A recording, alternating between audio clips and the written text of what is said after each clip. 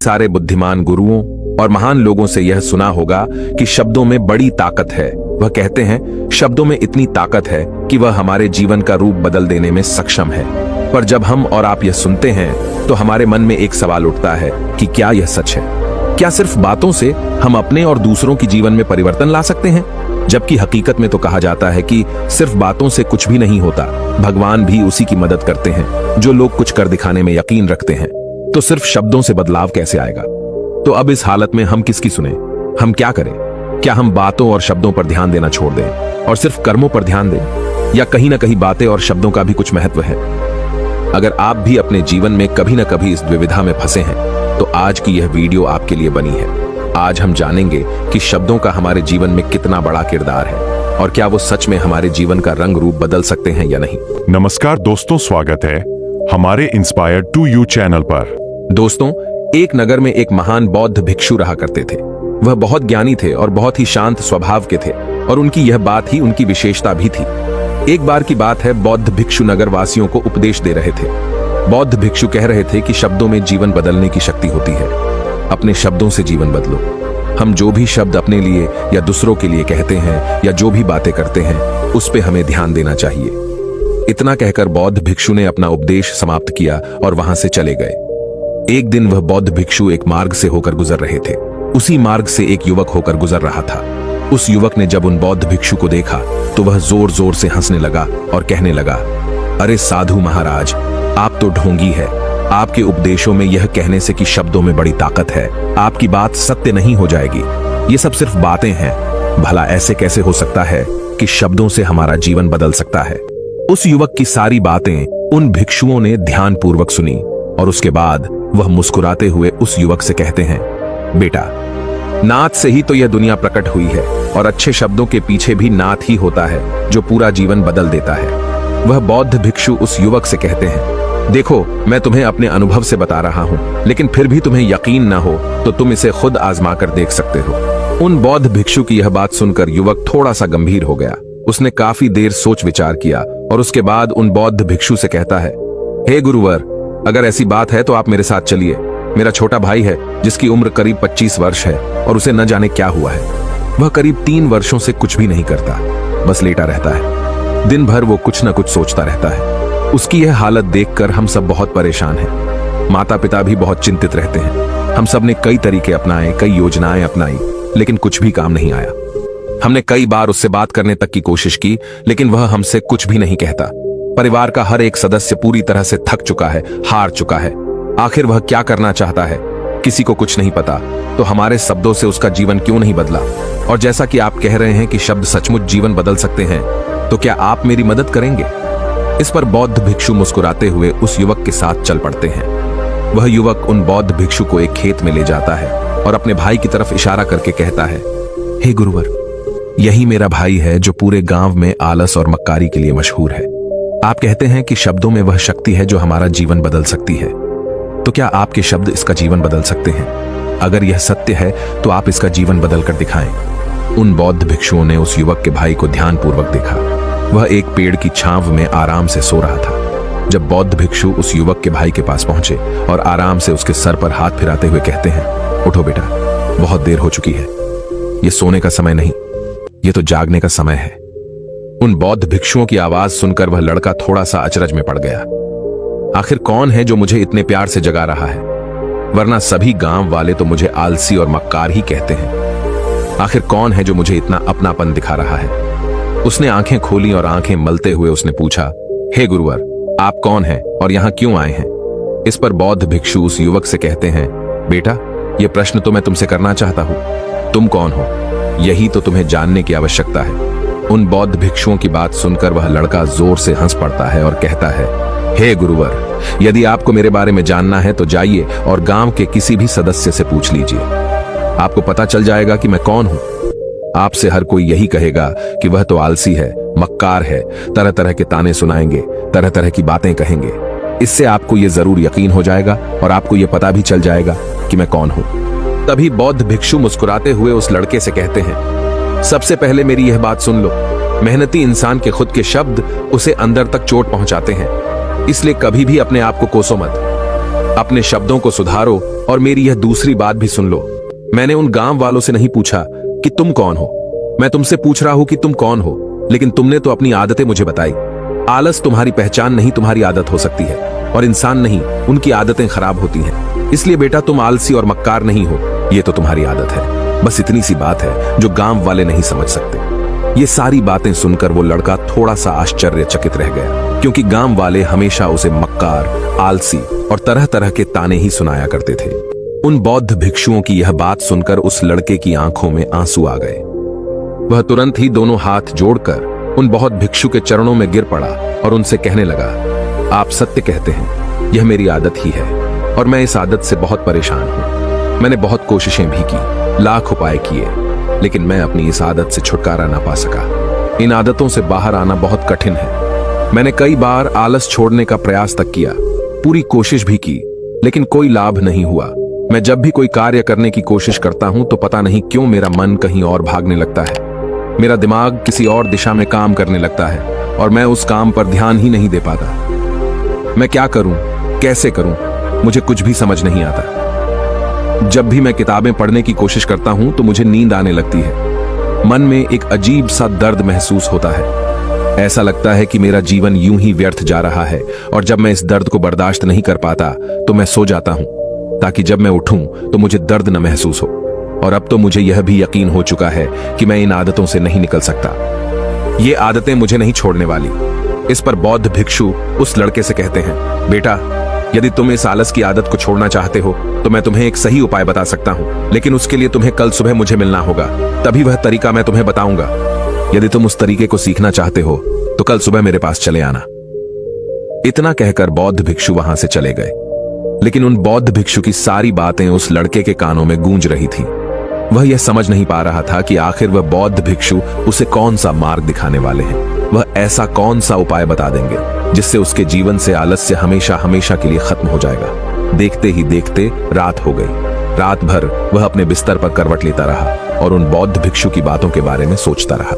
इसी प्रकार देखते ही देखते सुबह हो गई और वह लड़का उन बौद्ध भिक्षुओं के पास जा पहुंचा। वह लड़का उन बौद्ध भिक्षु को प्रणाम करता है और कहता है, गुरुवर, जैसा कि आपने कहा था, लीजिए मैं आ गया।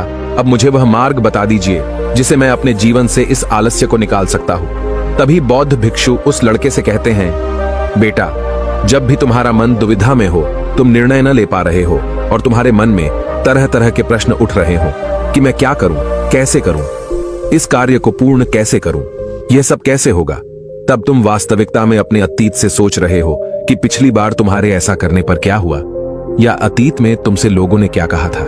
तो आज से कभी भी अपने अतीत से नहीं बल्कि भविष्य से सोचो। इस पर लड़का कहता है, भविष्य से, वह भला कैसे। तभी बौद्ध भिक्षु उस लड़के से कहते हैं, मान लो कि तुम्हें आज किसी भी चीज की कमी नहीं है, तुम्हारे पास वो हर चीज है जो तुम चाहते हो, वह सारी सुख सुविधाएं हैं। तो अब बताओ तुम अपना जीवन कैसे व्यतीत करना चाहोगी। उन बौद्ध भिक्षु की यह बात सुनकर वह लड़का कुछ देर के लिए सोच में पड़ गया, क्योंकि आज तक उसने सभी गांव वालों के केवल ताने ही सुने थे। किसी ने भी आज तक उसके जीवन के बारे में उससे ऐसी बात नहीं की थी, और वह गुरुवर उसे आने वाले भविष्य के बारे में उससे बातें कर रहे थे। उन बौद्ध भिक्षु की यह बात सुनकर वह लड़का खुद से प्रश्न करने लग गया कि अगर मेरे पास सब कुछ होगा, धन की कोई कमी नहीं होगी और सारी सुख सुविधाएं होंगी, तो मैं अपना जीवन कैसे व्यतीत करूंगा। कुछ देर सोच विचार करने के बाद वह उन बौद्ध भिक्षु से कहता है, गुरुवर, मैं यह दुनिया घूमना चाहूंगा, पहाड़ों पर चढ़ना चाहूंगा, समुद्र की रेत पर चलना चाहूंगा और मैं एक बहुत बड़ा व्यापारी बनना चाहूंगा। तभी अचानक उस लड़के का ध्यान टूट गया और वह उन बौद्ध भिक्षु से कहता है, परंतु हे गुरुवर, यह सब कैसे संभव होगा। केवल मेरी मात्र सोच लेने से तो यह सब पूरा नहीं होने वाला। उसके ऐसा कहते ही उसके अतीत में बीती हुई सारी घटनाएं उसकी आंखों के सामने से गुजरने लगी और वह एक बार फिर से निराश होने लगा। और अब वह यह सोचने लगा कि मेरे पास तो पैसे ही नहीं है, तो मैं भला व्यापार कैसे कर सकता हूं, न ही मेरे पास व्यापार का कोई अनुभव है। ऐसी स्थिति में मैं भला यहां से कैसे निकल सकता हूं। उस लड़के के इस प्रश्न का जवाब देते हुए वह बौद्ध भिक्षु उस लड़के से कहते हैं, भंते, हर रात में सोने से पहले तुम हर दिन अपना लक्ष्य एक कागज पर लिखो और सुबह उठकर सबसे पहले उस लक्ष्य को देखो और सोचो कि उस लक्ष्य को पाने के लिए तुम आज क्या कर सकते हो, और जो भी तुमने उस कागज पर लिखा होगा उस कार्य को उसी दिन पूरा करने की हर मुमकिन कोशिश करो। इस पर वह लड़का कहता है, ठीक है, आप सच कह रहे हैं, लेकिन जब मैं बहुत सोचने लगता हूं तो मेरा मन बेचैन होने लगता है और मन में तरह तरह के विचार उठने लगते हैं और इन विचारों को शांत करने के लिए मैं सो जाता हूं ताकि वह विचार मुझे परेशान न कर पाए। उस लड़के की इस समस्या का समाधान करते हुए वह बौद्ध भिक्षु उस लड़के से कहते हैं, बेटा, अंतर्मन की चाल को पकड़ो और शब्दों की मदद से नया भविष्य बनाओ। तभी लड़का कहता है, हे गुरुवर, आप क्या कहना चाहते हैं? मैं आपकी बात समझ नहीं पा रहा। इस पर बौद्ध भिक्षु मुस्कुराते हुए कहते हैं, बेटा, कैसे होगा? यह जो सवाल है, यह सवाल नहीं बल्कि एक डर है जो तुम्हारे अंतर्मन में बैठा हुआ है, जो तुम्हें अगला कदम लेने से रोक रहा है, तुम्हें कदम आगे बढ़ाने से रोक रहा है। यदि तुम वास्तविकता देखो तो किसी को भी नहीं पता होता कि वह कार्य कैसे होगा, लेकिन एक इंसान जब दृढ़ निश्चय कर लेता है तो वह अपने उद्देश्य को सामने रखकर लगातार प्रयास करता रहता है और वह अपनी सफलता प्राप्त कर ही लेता है। तभी वो लड़का उन बौद्ध भिक्षु से कहता है कि हे गुरुवर, अगर ऐसी बात है तो मन में बार बार चिंता क्यों होती है? मन बार बार बेचैन क्यों हो उठता है? इस पर बौद्ध भिक्षु कहते हैं, बेटा, क्योंकि तुम्हें डर है कि तुम कमजोर हो। तुम्हारे अंतर्मन में बैठा है कि तुम में कुछ कमी है, तुम किसी काम के नहीं हो, और यही कारण है कि तुम कोशिश करने से डरते हो, क्योंकि तुम्हारा अंतर्मन हमेशा तुम्हें रोकता रहता है। जब भी तो कोई कार्य शुरू करना चाहते हो, तुम्हारा मन तुमसे पहले कह देता है, इससे आगे मत बढ़ना, अन्यथा तुम हार जाओगे, और इसी कारण तुम्हें चिंता होने लगती है, तुम्हारा मन बेचैन होने लगता है। तभी वो लड़का कहता है, गुरुदेव, आपने जो कुछ भी कहा वो बिल्कुल सत्य है, लेकिन अब आप ही मुझे बताइए कि मैं इस परेशानी से बाहर कैसे निकलूं? इसका जवाब देते हुए वो बौद्ध भिक्षु उस लड़के से कहते हैं, बेटा, इस समस्या का समाधान बहुत ही आसान और सरल है। तुमने देखा होगा कि अक्सर ही हम अपने आप को दोष देते रहते हैं, अपने आप को तरह तरह के अपशब्द कहते रहते हैं जो हमारे अंतर्मन में जाकर बैठ जाते हैं और वही हमें आगे बढ़ने से रोकते हैं।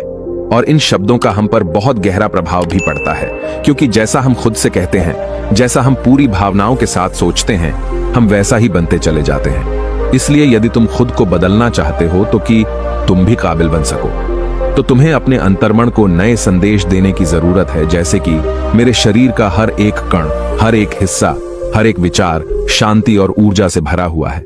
मैं दृढ़ संकल्प और आत्मविश्वास के साथ हर दिन के लक्ष्यों को पूरा करता हूं। मैं अपने कमजोरी को अभ्यास में बदलता हूं, चिंता को ध्यान में बदलता हूं। मैं उत्साह और ऊर्जा से भरा हुआ हूं, लगातार अपने लक्ष्यों पर काम करता हूं। ऐसे शब्द जब तुम खुद से कहोगे तो तुम शक्तिशाली महसूस करने लगोगे और तुम्हारी सारी चिंताएं खत्म होने लगेंगी, क्योंकि यही शब्दों की ताकत है। वह तुम वही बना देंगे जो तुम खुद से कहोगे। तुम जितनी भावना के साथ यह वाक्य बोलते हो, उसे महसूस करते हो, उतनी ही भावनाओं से यह शब्द तुम पर असर करना शुरू कर देंगे।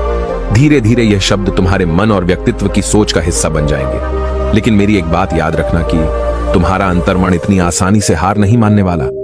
जब तुम आगे बढ़ोगे तो मौका मिलते ही वह तुम्हें पीछे खींचेगा। तुम्हारे अतीत के बीते हुए सारे कड़वे अनुभव तुम्हें याद दिलाएगा, ताकि तुम डर जाओ और एक बार फिर से अपने लक्ष्य का पीछा करना छोड़ दो। लेकिन तुम्हें इसकी चिंता नहीं करनी है। उन सकारात्मक शब्दों के कारण तुम्हारा मन सकारात्मक विचारों को स्वीकार करने लगेगा। आगे वह बौद्ध भिक्षु उस लड़के को चेतावनी देते हुए कहते हैं, मेरी एक बात और याद रखना कि तुम्हारा ध्यान आलस्य पर नहीं होना चाहिए, अर्थात तुम्हें कभी आलस नहीं मिटाना, बल्कि तुम्हें एक नए भविष्य का निर्माण करना है, एक नए व्यक्तित्व का निर्माण करना है। तुम्हारा पूरा ध्यान केवल इस पर ही होना चाहिए। उन बौद्ध भिक्षुओं की बात सुनकर लड़का कहता है, ठीक है गुरुवर, आप जैसा कहते हैं मैं वैसा ही करूंगा। तभी वह बौद्ध भिक्षु उस लड़के से कहते हैं, बेटा, अभी तो मैं इस गांव से जा रहा हूं, लेकिन कुछ सालों के बाद मैं वापस आऊंगा। इतना कहकर बौद्ध भिक्षु वहां से चले गए और वह लड़का अपने घर लौट गया। लेकिन अब उस लड़के के मन में तरह तरह के विचार चल रहे थे। वह लड़का यह सोच रहा था कि अगर मैं अपनी मनपसंद जिंदगी जीने लगूंगा, अगर मैं दुनिया घूमने लगा, नए लोगों से मिलने लगा और अपनी पसंद का काम करने लगा, तो मेरी जिंदगी कैसी होगी। उस बात को ध्यान करके उसने एक कागज पर अपना लक्ष्य लिखा और लिखकर सो गया। अगली सुबह जब उसकी आंखें खुली तो उसने उस पेपर पर लिखा हुआ लक्ष्य एक बार दोहराया। उसके बाद वह कुछ देर के लिए शांत हो गया। तभी उसे उन बौद्ध भिक्षु की बात याद आई कि तुम अपने लक्ष्य के लिए आज क्या कर सकते हो। उसने खुद से सवाल किया कि मैं आज अपने इस लक्ष्य को प्राप्त करने के लिए क्या कर सकता हूं। तभी उसे एक बार फिर से उस पेपर की तरफ ध्यान दिया। उस पेपर पर लिखा था कि मैं बाजार जाता हूँ और लोग व्यापार करने की कौन सी चीजें, कौन से सामान लेकर आते हैं। मैं उन चीजों को देखता, उन चीजों को पता करता। वो पढ़ने के बाद तुरंत ही बाजार चला गया। वह अलग अलग दुकानों पर बैठा उन्हें देखा, लेकिन उसे कुछ समझ नहीं आ रहा था, क्योंकि लोग अलग अलग व्यापार कर रहे थे, अलग अलग तरह की चीजें और सामान ले रहे थे, और किसी ने उसकी कोई मदद नहीं की। वह बहुत उदास हो गया और निराश होकर वापस घर लौट आया। तभी उस लड़के को उन बौद्ध भिक्षु की एक और बात याद आई। शब्दों में बहुत ताकत है और शब्द हमारा जीवन बदल सकते हैं। उसे वह सकारात्मक विचार याद आए। वह उन्हें सुबह शाम दोहराने लगा और अब से वह हर दिन ऐसा ही करता। देखते ही देखते 1 महीना बीत चुका था, लेकिन अब तक उसके जीवन में कोई बदलाव नहीं आया था। अब वह लड़का यह सोचकर निराश होने लगा था कि उसके जीवन में तो कुछ भी परिवर्तन नहीं हो रहा। लेकिन 1 महीने के बाद उसे महसूस हो रहा था कि वह पहले से अच्छा महसूस कर रहा है। उसका दिमाग अब अच्छी तरह से सोच पा रहा है। वह पहले से ज्यादा चलने फिरने लगा है। धीरे धीरे उसे समझ में आने लगा कि जो लोग आगे बढ़ते हैं, महान काम करते हैं, उनकी सोच में कितना अंतर होता है। वे लोग हमेशा शक्तिशाली विचार सोचते हैं। दूसरों की छोटी सोच और डर से वह कभी प्रभावित नहीं होते। जब भी उनके सामने कोई मुश्किल आन पड़ती है तो वह घबराते नहीं, बल्कि उस समस्या का समाधान निकालते हैं। इस समस्या के समाधान पर ध्यान केंद्रित करते हैं और न ही वह कभी किसी का इंतजार करते हैं। वह केवल खुद पर विश्वास करते हैं और तुरंत ही कदम आगे बढ़ाते। जब उस लड़के को ये सारी बातें समझ में आने लगीं, तो उसने भी धीरे धीरे अपने कदम आगे बढ़ाने शुरू किए। उसने बिल्कुल वैसा ही व्यवहार करना शुरू किया। अब से वो कभी खाली नहीं बैठता था। जब भी उसका मन करता, वो बाजार जाता और लोगों के बारे में जानता समझता कि वो किस प्रकार व्यापार कर रहे, कौन से चीजें खरीद रहे हैं और किन चीजों पर उन्हें लाभ हो रहा है। और जब उसका मन करता तो अपने पिता की मदद भी करता था। वो अपने पिता के साथ मंडी में जाता, वहां पर जाकर मोल भाव करता। ते हमेशा कुछ न कुछ सीखने में ही जुटा रहता है। तभी एक दिन गांव में एक मसाले का व्यापारी आया। उसे कुछ पढ़े लिखे नौजवानों की जरूरत थी, जो माल की गिनती कर सके और हिसाब रखने का काम कर सके। वह लड़का अपने लक्ष्य को जानता था कि उसे क्या पाना है। उसे समझ में आ गया था कि इस काम से उसे बहुत कुछ सीखने को मिलेगा। बेहिचक उस सेठ के पास पहुंच गया। वह जानता था कि उसे उस काम के बहुत कम पैसे मिलेंगे, लेकिन फिर भी वह उस काम को करने के लिए तैयार था। अब उस लड़के की सोच पूरी तरह से बदल चुकी थी। अब वह बाकी लोगों की तरह नहीं सोचता था।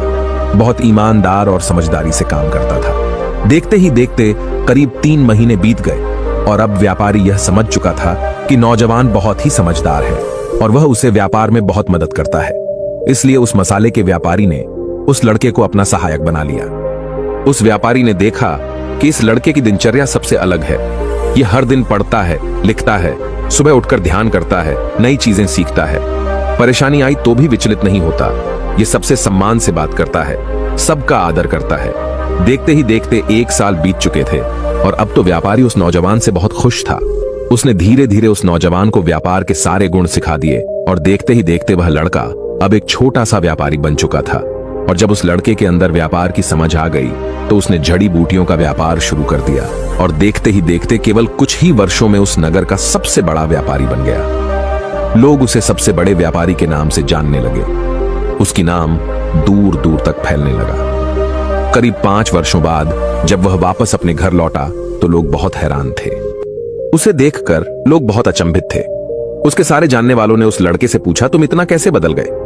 तब उसने कहा, उन गुरु ने सच ही कहा था, शब्दों से हम जीवन बदल सकते हैं। इसी के साथ इस वीडियो को खत्म करते हैं। दोस्तों, उम्मीद करता हूं कि आपको इस वीडियो से कुछ सीखने को मिला। यह कहानी आपको कैसी लगी हमें कमेंट बॉक्स में कमेंट करके जरूर बताइए और इस तरह के वीडियो देखने के लिए हमारे चैनल को सब्सक्राइब करके बेल नोटिफिकेशन को ऑन कर दीजिए। नमो बुद्धाय।